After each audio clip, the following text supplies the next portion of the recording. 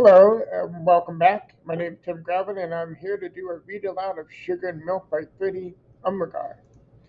It's a fantastic little story, and here we go.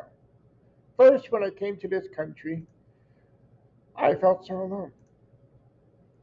I knew Auntie and Uncle were happy to have me. They filled my room with books and toys and painted it purple, my favorite color.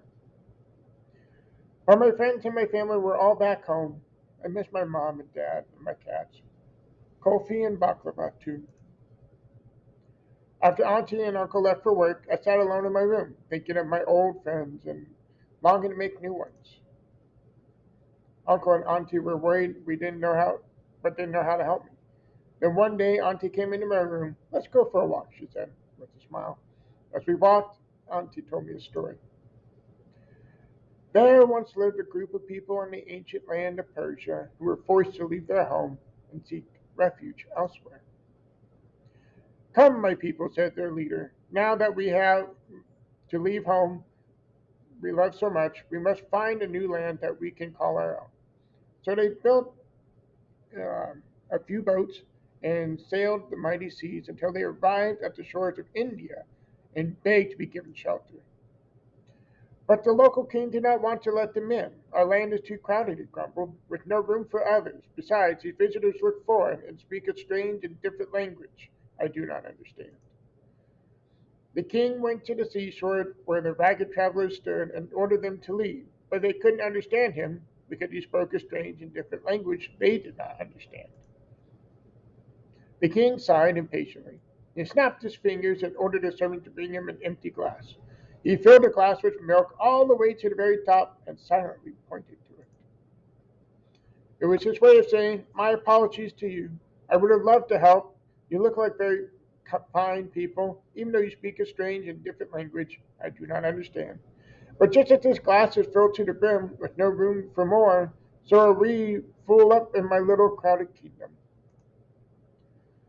The travelers had come from afar, and they were tired and hungry and cold and very sad to be turned away. Just then their leader spoke.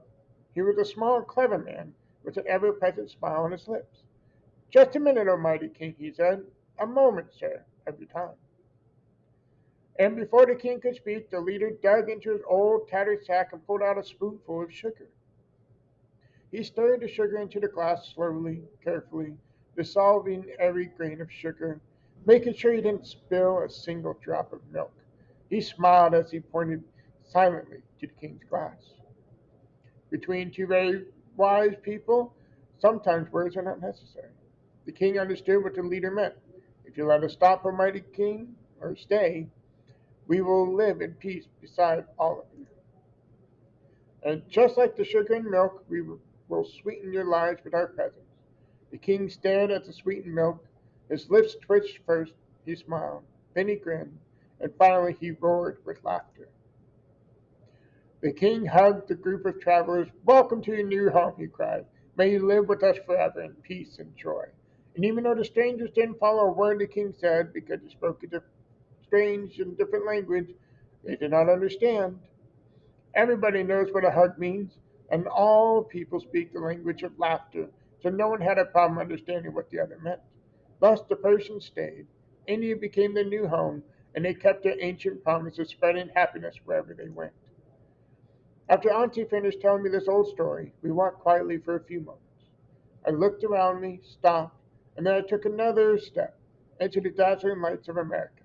Nothing had changed, and yet everything had. I began to smile at the people we passed, and they returned my smile. Everybody I said hello to said hello back to me. Even the dogs seemed friendlier and wagged their tails faster. I laughed out loud and wondered why I had ever been sad or lonely in such a welcoming place. The next day, when I left the house, I asked Auntie for a pack of sugar.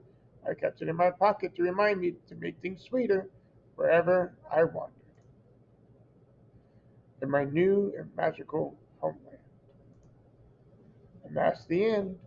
Again, this was brought to you by actually the Federal Unified Public Library, which was fantastic for immediate access. So again, check not only your school's library, but also the public library.